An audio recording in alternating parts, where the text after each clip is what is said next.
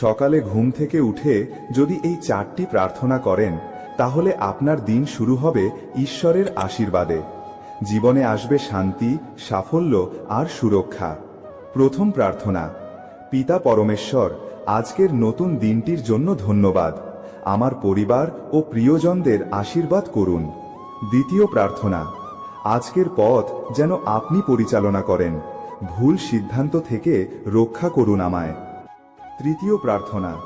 যা কিছু হবে আজ সবকিছু যেন আপনার ইচ্ছা অনুযায়ী হয়, সেই শক্তি দিন আমায় মানিয়ে নিতে।